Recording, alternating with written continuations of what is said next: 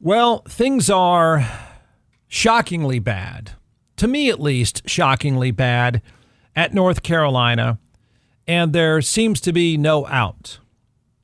Reportedly, and this has picked up steam over the past 24 hours, there is now talk of a buyout of Bill Belichick. And this is fascinating because it's not so much about North Carolina, is there's a great lesson in here about the difference between pro football and college football and the stark differences. And then there's the other parts, the parts about Belichick and what he really wanted out of this, the girlfriend, of course, all that stuff. I mean, it's a trashy novel. But there was a lesson contained in here. And I'm going to have to say, I thought it would work. I did. I could even still make what I thought was a compelling case that it was going to work. Is it going to work? No, it's not. I mean, it is a dumpster fire. And I'm surprised by that. It's a total disaster. It's been one bad meme after another for all the wrong reasons. And that lesson about the differences, the dramatic differences between the NFL and college football, I think that story can be told here. Look, I think I know what those differences are, and I think they're playing out here. But part of it is also on Bill Belichick. So I will own, no, it's not technically over. It's kind of over. But they can't figure out a way to buy him out because he's not going to. He's going to take their money. But I will own my own take on this. And I'll defend North Carolina and say this. I still think after all this and what you hear next is going to make it even worse. I'm not saying I'm coming from a position of strength by any stretch, but I still think they had to try. I don't know how you could pass up a guy with Super Bowl rings wanting to coach your mediocre mid-level college program. I would have hired him. I would have. Heck, he wouldn't have had a chance. I would have hired him if I was Jerry Jones, but I think that's a lot different. But I would have hired him if I were North Carolina at the time. And I would have gotten it wrong, I guess. I mean, he wanted no part of it, but I could see how they would end up where they ended up. And anyone that screams, what about the girlfriend? I don't know that you would have known in that moment. I don't know that, you're sort of lost in the idea of, wait a second, a guy that's got multiple Super Bowls wants to coach in college? Us? We don't even care about football here. Sure, we'll do it. All of a sudden, we matter. All of a sudden, we're getting clicks. All of a sudden, people are talking about North Carolina football. And I'm assuming they didn't even think the girlfriend thing was for real. I think they just assumed she would disappear in the background. So I was wrong. They were clearly wrong, and they're in a really bad spot. So I think you have to try because you had to try back in July or whenever they did this deal. Can't remember now. You had to try because there aren't many coaches that give you that instant credibility like him. In a world where everybody, every kid in the college game aspires to be in the NFL, it did make sense. It's what they want. They want a ring. They want the money. They want all that stuff. They want the NFL. They all think they're going to be there. They're not, but they want the NFL. That's what matters to them. I would have hired him. And it was instant publicity. Now it's publicity for all of the wrong reasons. In defense of North Carolina, and no, he's not been fired because he's not going to go away. He's going to go George Costanza on him. He's going to go, Milton in Office Space. He's not leaving. Unless you pay him more than what you're supposed to pay him, he's not going to leave. So there's no way I could have assumed, I didn't see it, that it would have ended like this.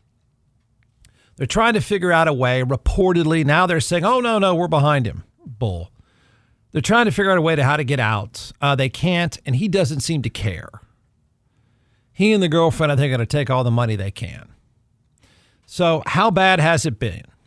You want to see how bad it's been? It's historically bad. And there's not just the football part of this. I think the more fascinating part is talking about, college football in general and what really takes to succeed in college football versus the NFL. The difference in the science of the NFL versus college football. Where do you want to start? Because every place you can look now, it's historically bad. It says, here we go, Bill Belichick at North Carolina. This is USA Today.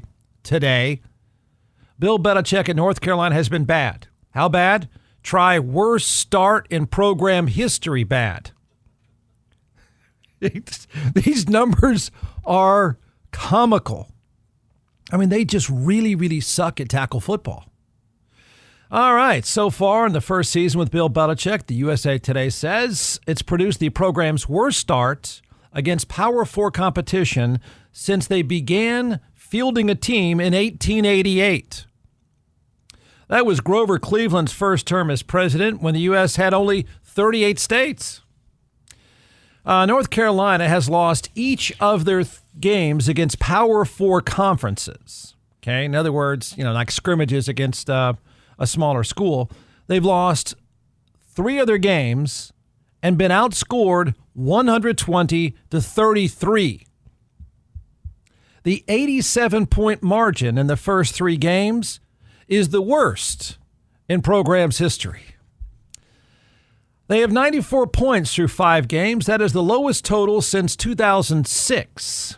They're 131st in offense. That's last among Power 4 teams.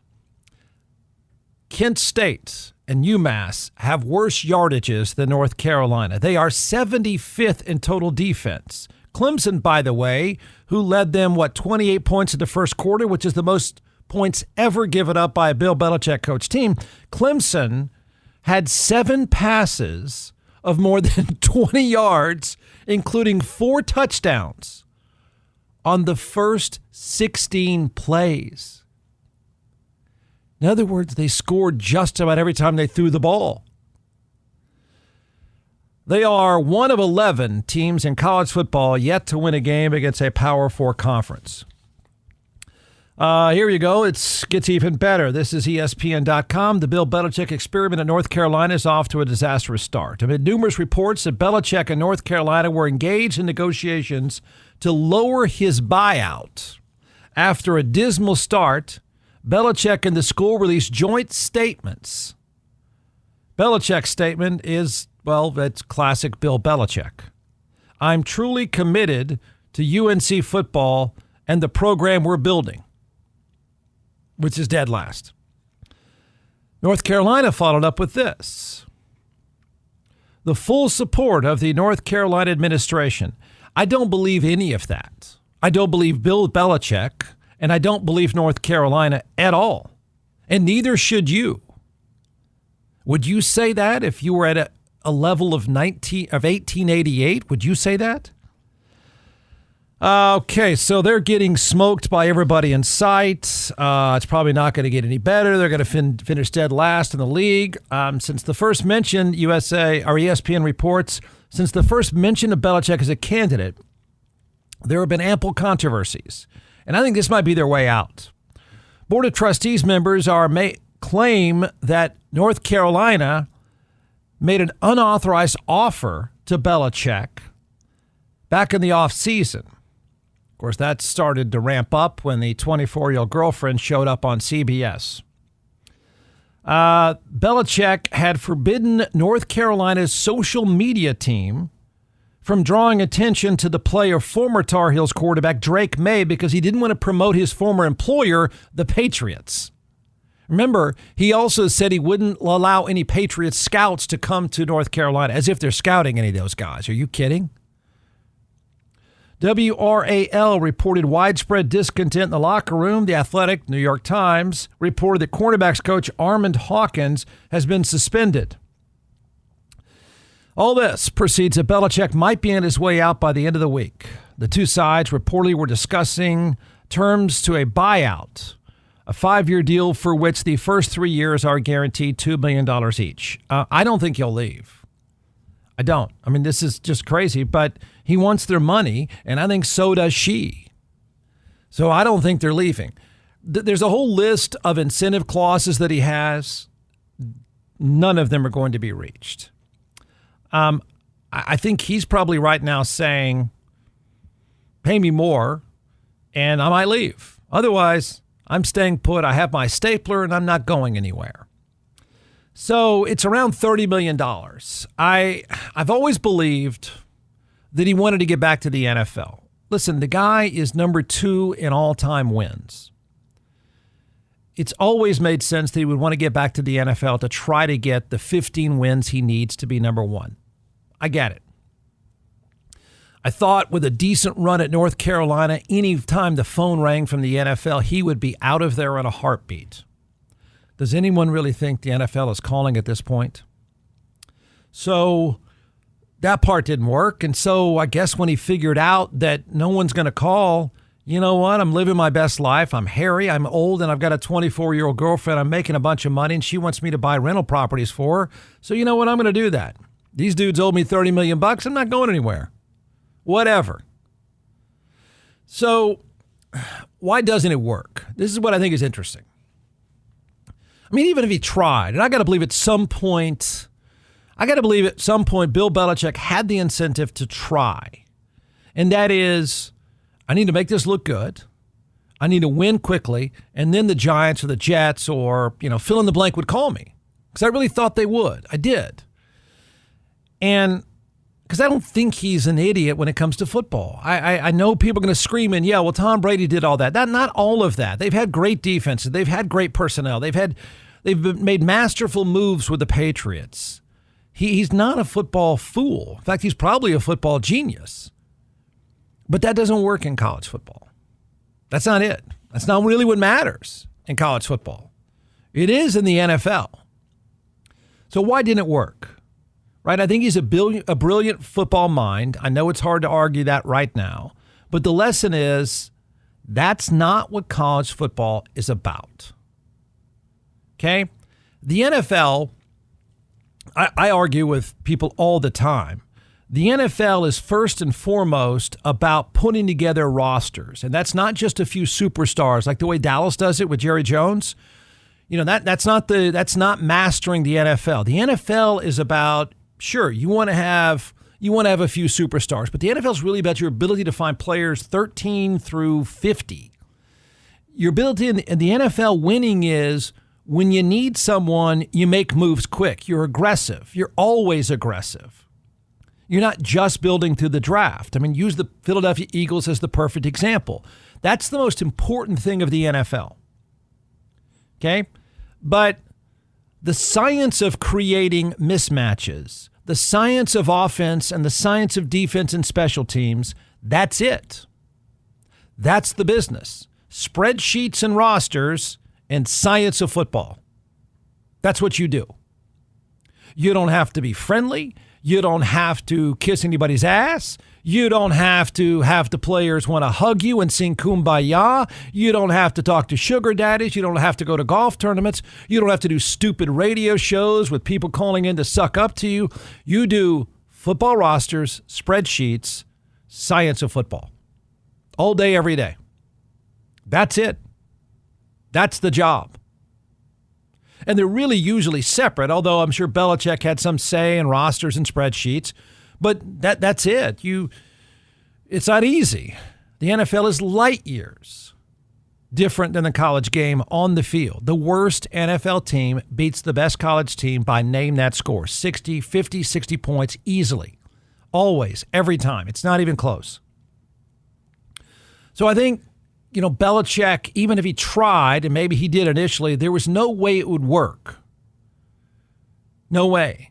You can't go from your whole life, your whole career has been science of football and roster moves to golf tournaments and sucking up to sugar daddies and 16-year-old kids who have an ego the size of Tom Brady.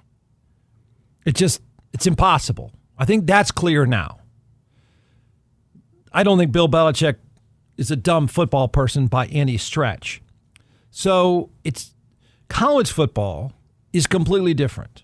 Even now in the money, college football is really, if you sort of stack up the job description one on top of the other, And this is why I'm not sure I buy that very many guys are going to go from college to the NFL anymore, because it's the skill sets, the job description is not even close to being the same. College football now is first and foremost about access to sugar daddy money, working capital to pay people. First and foremost. You've got to have the money to pay the guys, period. Okay?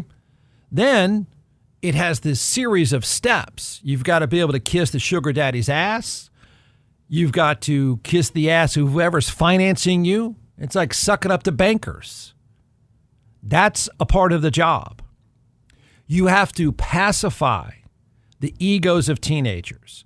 You know, anybody that's been in sales, or all of you that are in sales, could you imagine a worse client, a worse potential client than a teenager?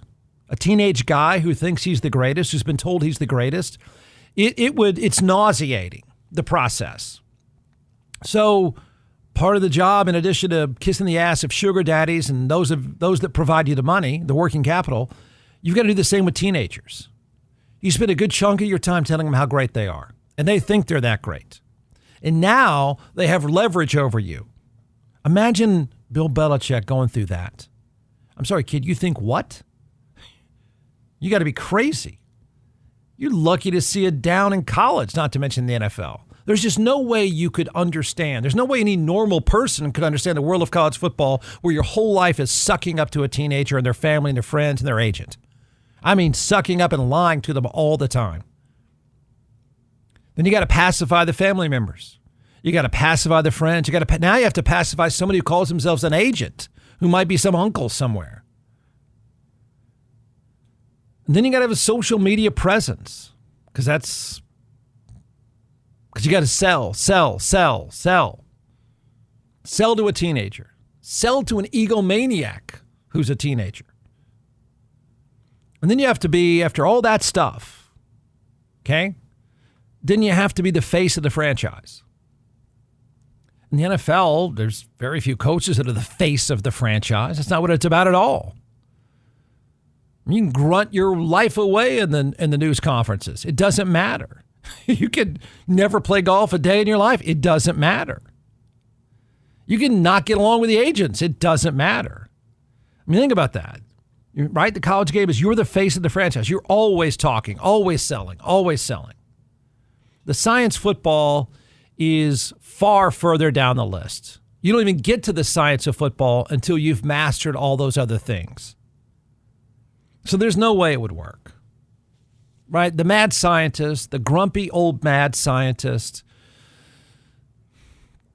could he really do any of those things? The answer is obviously no. I was wrong. I thought it would work. I thought just the science part, the rings part would work, and clearly it hasn't. I have no idea how it ends. North Carolina's in a terrible spot. They're tanking. They're done. They're finished. And they owe the dude $30 million to go away. How do you fix it? I don't think there's a fix. But I and North Carolina we got it all wrong. Clearly got it all wrong.